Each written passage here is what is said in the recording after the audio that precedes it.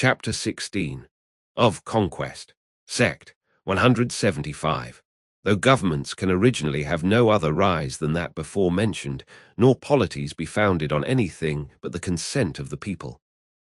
Yet such have been the disorders ambition has filled the world with, that in the noise of war, which makes so great a part of the history of mankind, this consent is little taken notice of.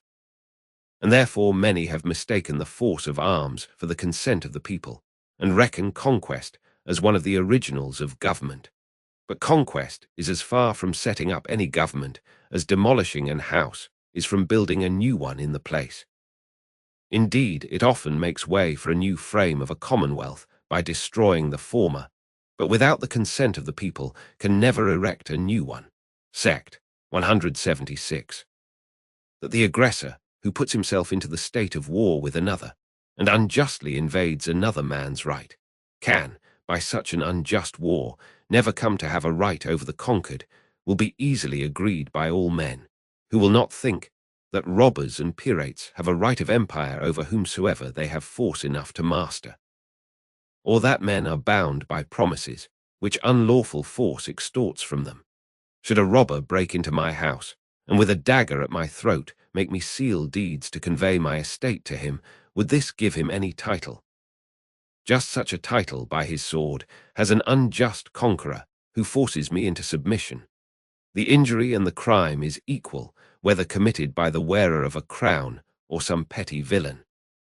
The title of the offender and the number of his followers make no difference in the offense, unless it be to aggravate it. The only difference is, great robbers punish little ones to keep them in their obedience. But the great ones are rewarded with laurels and triumphs, because they are too big for the weak hands of justice in this world, and have the power in their own possession, which should punish offenders. What is my remedy against a robber that so broke into my house? Appeal to the law for justice. But perhaps justice is denied, or I am crippled and cannot stir, robbed, and have not the means to do it. If God has taken away all means of seeking remedy, there is nothing left but patience. But my son, when able, may seek the relief of the law which I am denied. He or his son may renew his appeal till he recover his right. But the conquered or their children have no court, no arbitrator on earth to appeal to. Then they may appeal, as Jephthah did, to heaven, and repeat their appeal till they have recovered the native right of their ancestors, which was to have such a legislative over them as the majority should approve and freely acquiesce in. If it be objected, this would cause endless trouble. I answer, no more than justice does, where she lies open to all that appeal to her. He that troubles his neighbour without a cause is punished for it by the justice of the court he appeals to. And he that appeals to heaven must be sure he has right on his side, and a right too that is worth the trouble and cost of the appeal, as he will answer at a tribunal that cannot be deceived, and will be sure to retribute to every one according to the mischiefs he hath created to his fellow subjects. That is, any part of mankind, from whence it is plain that he that conquers in an unjust war can thereby have no title to the subjection and obedience of the conquered. Sect 177. But supposing victory favours the right side, let us consider a conqueror in a lawful war, and see what power he gets, and over whom. First, it is plain he gets no power by his conquest over those that conquered with him. They that fought on his side cannot suffer by the conquest, but must at least be as much freemen as they were before. And most commonly they serve upon terms, and on condition to share with their leader, and enjoy a part of the spoil and other advantages that attend the conquering sword, or at least have a part of the subdued country bestowed upon them. And the conquering people are not, I hope, to be slaves by conquest, and wear their laurels only to show they are sacrifices to their leader's triumph. They that found absolute monarchy upon the title of the sword make their heroes, who are the founders of such monarchies, arrant drawcansers, and forget they had any officers and soldiers that fought on their side in the battles they won, or assisted them in the subduing or shared in possessing the countries they mastered. We are told by some that the English monarchy is founded in the Norman conquest, and that our princes have thereby a title to absolute dominion, which if it were true, as by the history it appears otherwise, and that William had a right to make war on this island. Yet his dominion by conquest could reach no farther than to the Saxons and Britons that were then inhabitants of this country. The Normans that came with him and helped to conquer, and all descended from them, are freemen and no subjects by conquest. Let that give what dominion it will. And if I or anybody else shall claim freedom as derived from them, it will be very hard to prove the contrary. And it is plain, the law, that has made no distinction between the one and the other, intends not there should be any difference in their freedom or privileges. Sect 178. But supposing, which seldom happens, that the conquerors and conquered never incorporate into one people, under the same laws and freedom. Let us see next what power a lawful conqueror has over the subdued, and that I say is purely despotical. He has an absolute power over the lives of those who by an unjust war have forfeited them, but not over the lives or fortunes of those who engaged not in the war, nor over the possessions even of those who were actually engaged in it. Sect 179. Secondly, I say then the conqueror gets no power, but only over those who have actually assisted, concurred, or consented to that unjust force that is used against him. For the people having given to their governors no power to do an unjust thing, such as is to make an unjust war, for they never had such a power in themselves, they ought not to be charged as guilty of the violence and injustice that is committed in an unjust war, any farther than they actually abet it. No more than they are to be thought guilty of any violence or oppression their governors should use upon the people themselves, or any part of their fellow subjects, they having empowered them no more to the one than to the other. Conquerors, it is true, seldom trouble themselves to make the distinction, but they willingly permit the confusion of war to sweep all together. But yet this alters not the right. For the conqueror's power over the lives of the conquered, being only because they have used force to do or maintain an injustice, he can have that power only over those who have concurred in that force. All the rest are innocent. And he has no more title over the people of that country, who have done him no injury, and so have made no forfeiture of their lives, than he has over any other, who, without any injuries or provocations, have lived upon fair terms with him. Sect 180. Thirdly, the power a conqueror gets over those he overcomes in a just war is perfectly despotical. He has an absolute power over the lives of those who, by putting themselves in a state of war, have forfeited them. But he has not thereby a right and title to their possessions. This I doubt not, but at first sight will seem a strange doctrine, it being so quite contrary to the practice of the world. There being nothing more familiar in speaking of the dominion of countries than to say such an one conquered it, as if conquest, without any more ado, conveyed a right of possession. But when we consider that the practice of the strong and powerful, how universal soever it may be, is seldom the rule of right, however it be one part of the subjection of the conquered, not to argue against the conditions cut out to them by the conquering sword. Sect 181. Though in all war there be usually a complication of force and damage, and the aggressor seldom fails to harm the estate, when he uses force against the persons of those he makes war upon. Yet it is the use of force only that puts a man into the state of war. For whether by force he begins the injury, or else having quietly, and by fraud, done the injury, he refuses to make reparation, and by force maintains it, which is the same thing as at first to have done it by force. It is the unjust use of force that makes the war. For he that breaks open my house, and violently turns me out of doors, or having peaceably got in, by force keeps me out, does in effect the same thing. Supposing we are in such a state that we have no common judge on earth, whom I may appeal to, and to whom we are both obliged to submit. For of such I am now speaking. It is the unjust use of force, then, that puts a man into the state of war with another, and thereby he that is guilty of it makes a forfeiture of his life. For quitting reason, which is the rule given between man, and using force, the way of beasts, he becomes liable to be destroyed by him he uses force against, as any savage, ravenous beast that is dangerous to his being. Sect 182. But because the miscarriages of the father are no faults of the children, and they may be rational and peaceable, notwithstanding the brutishness and injustice of the father. The father, by his miscarriages and violence, can forfeit but his own life, but involves not his children in his guilt or destruction.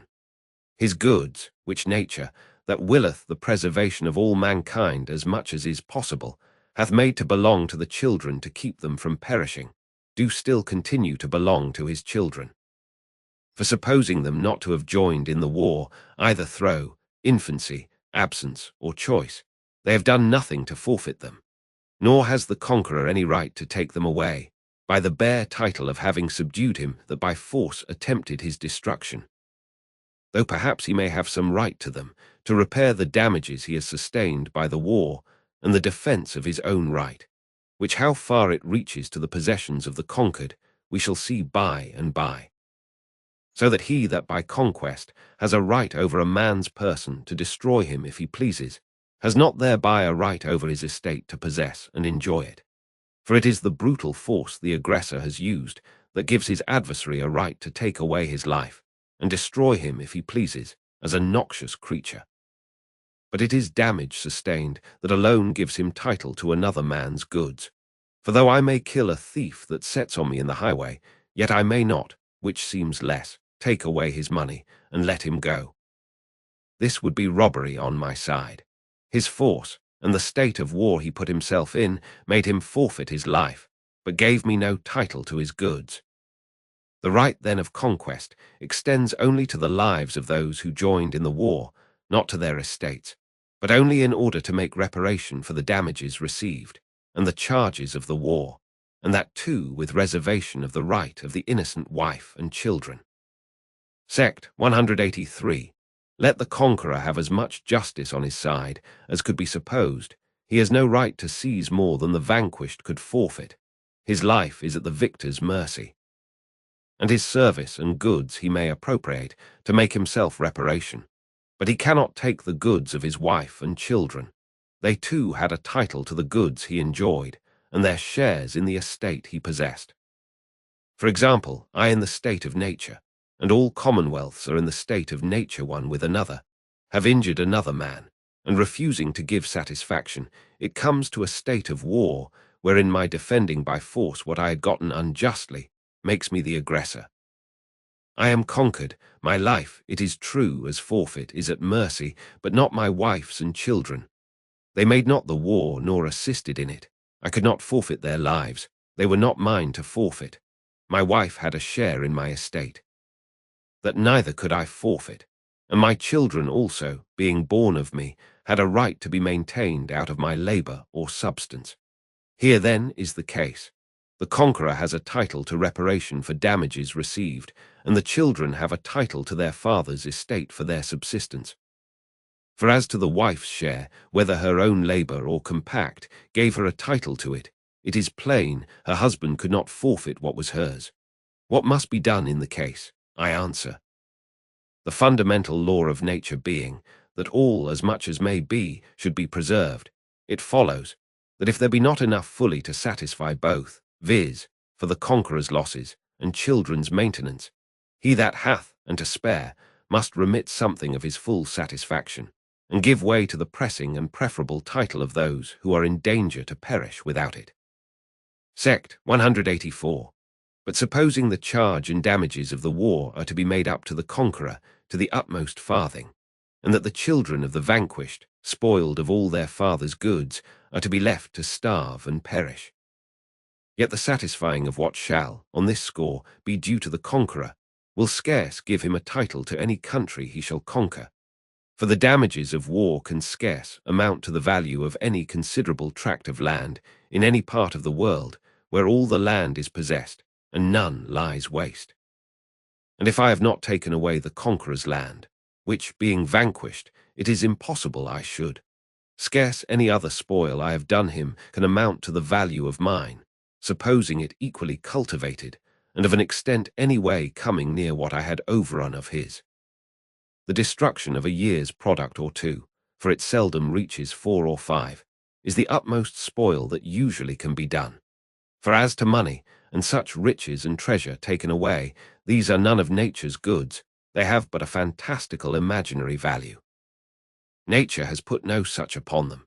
They are of no more account by her standard than the wampum-peck of the Americans to an European prince, or the silver money of Europe would have been formerly to an American.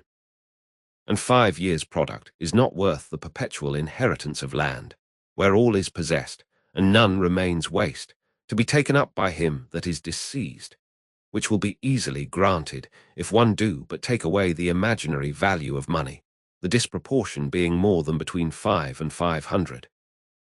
Though at the same time, half a year's product is more worth than the inheritance, where there being more land than the inhabitants possess and make use of, anyone has liberty to make use of the waste. But their conquerors take little care to possess themselves of the lands of the vanquished. No damage, therefore, that men in the state of nature, as all princes and governments are in reference to one another suffer from one another, can give a conqueror power to dispossess the posterity of the vanquished, and turn them out of that inheritance, which ought to be the possession of them and their descendants to all generations. The conqueror indeed will be apt to think himself master, and it is the very condition of the subdued not to be able to dispute their right. But if that be all, it gives no other title than what bare force gives to the stronger over the weaker. And by this reason, he that is strongest will have a right to whatever he pleases to seize on. Sect. 185. Over those then that joined with him in the war, and over those of the subdued country that opposed him not, and the posterity even of those that did, the conqueror, even in a just war, hath, by his conquest, no right of dominion. They are free from any subjection to him, and if their former government be dissolved, they are at liberty to begin and erect another to themselves. Sect. 186. The conqueror, it is true, usually by the force he has over them, compels them, with a sword at their breasts, to stoop to his conditions, and submit to such a government as he pleases to afford them. But the enquiry is, what right he has to do so. If it be said, they submit by their own consent, then this allows their own consent to be necessary to give the conqueror a title to rule over them. It remains only to be considered whether promises extorted by force without right can be thought consent, and how far they bind. To which I shall say, they bind not at all. Because whatsoever another gets from me by force, I still retain the right of, and he is obliged presently to restore. He that forces my horse from me ought presently to restore him, and I have still a right to retake him.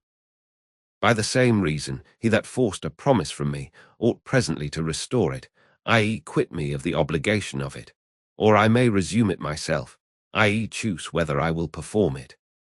For the law of nature laying an obligation on me only by the rules she prescribes, cannot oblige me by the violation of her rules.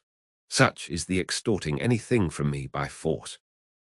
Nor does it at all alter the case to say, I gave my promise, no more than it excuses the force and passes the right, when I put my hand in my pocket, and deliver my purse myself to a thief, who demands it with a pistol at my breast. Sect. 187.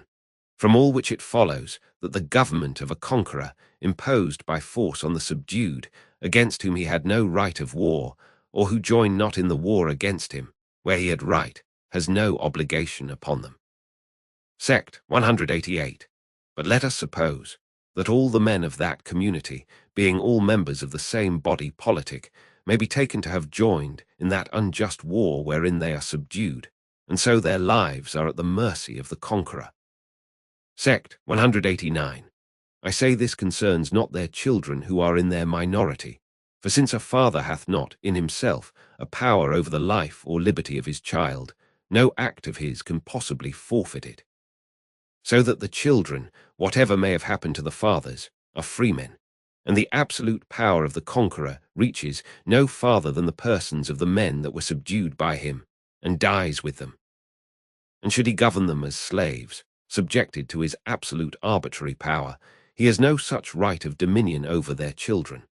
He can have no power over them, but by their own consent, whatever he may drive them to say or do. And he has no lawful authority, whilst force and not choice compels them to submission. Sect 190.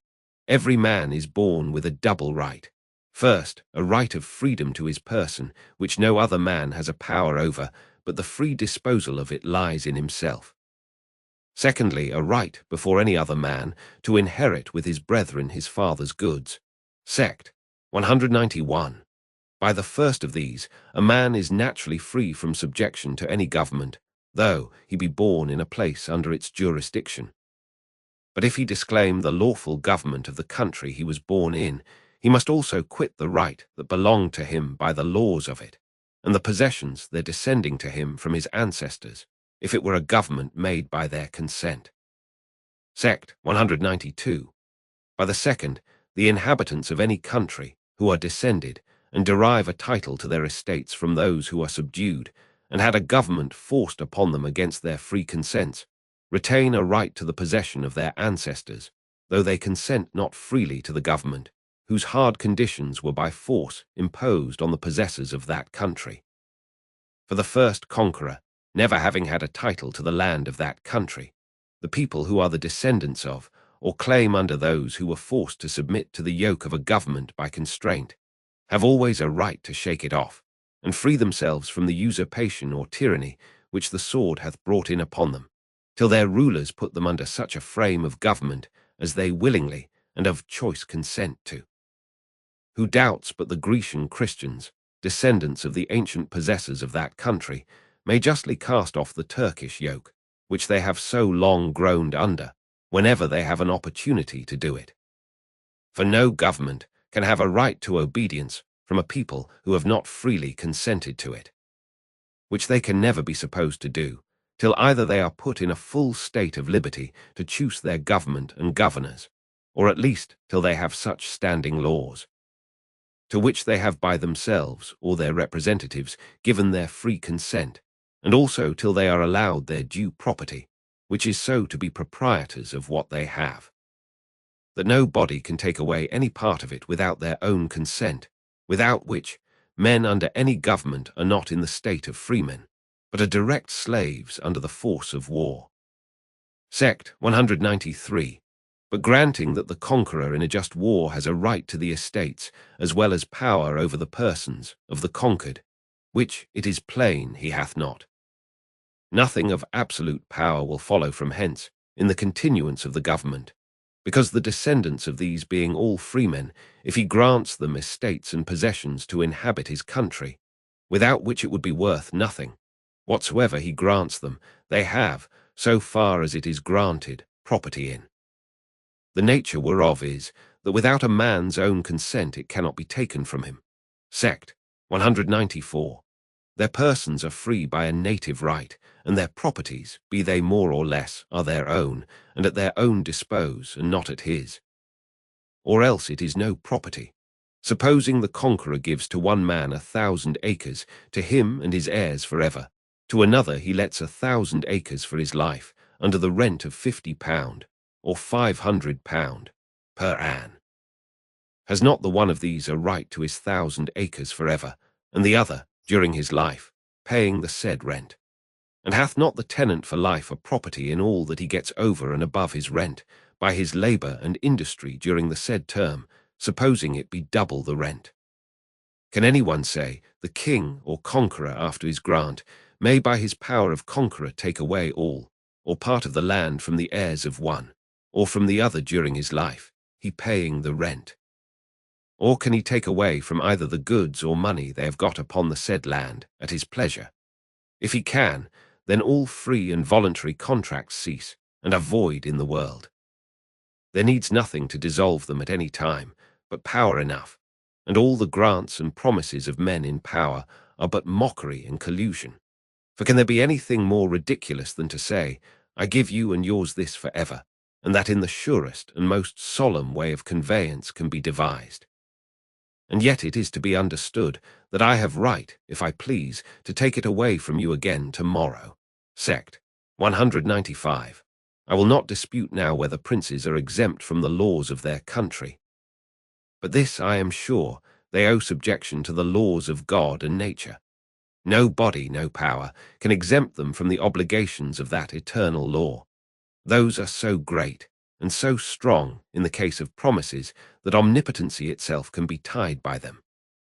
Grants, promises, and oaths are bonds that hold the Almighty. Whatever some flatterers say to princes of the world, who all together, with all their people joined to them, are in comparison of the great God, but as a drop of the bucket, or a dust on the balance, inconsiderable nothing. Sect 196. The short of the case in conquest is this. The conqueror, if he have a just cause, has a despotical right over the persons of all that actually aided and concurred in the war against him, and a right to make up his damage and cost out of their labour and estates, so he injure not the right of any other. Over the rest of the people, if there were any that consented not to the war, and over the children of the captives themselves, or the possessions of either, he has no power, and so can have, by virtue of conquest, no lawful title himself to dominion over them, or derive it to his posterity, but is an aggressor if he attempts upon their properties, and thereby puts himself in a state of war against them, and has no better a right of principality, he, nor any of his successors, than Hinga or Hubba the Danes had here in England, or Spartacus, had he conquered Italy, would have had, which is to have their yoke cast off, as soon as God shall give those under their subjection courage and opportunity to do it. Thus, notwithstanding whatever title the kings of Assyria had over Judah, by the sword, God assisted Hezekiah to throw off the dominion of that conquering empire. And the Lord was with Hezekiah, and he prospered. Wherefore he went forth, and he rebelled against the king of Assyria, and served him not. 2 Kings Roman 18. 7. Whence it is plain, that shaking off a power, which force and not right, hath set over any one, though it hath the name of rebellion, yet is no offence before God, but is that which he allows and countenances, though even promises and covenants, when obtained by force, have intervened. For it is very probable to any one that reads the story of Ahaz and Hezekiah attentively, that the Assyrians subdued Ahaz and deposed him, and made Hezekiah king in his father's lifetime, and that Hezekiah by agreement had done him homage, and paid him tribute all this time.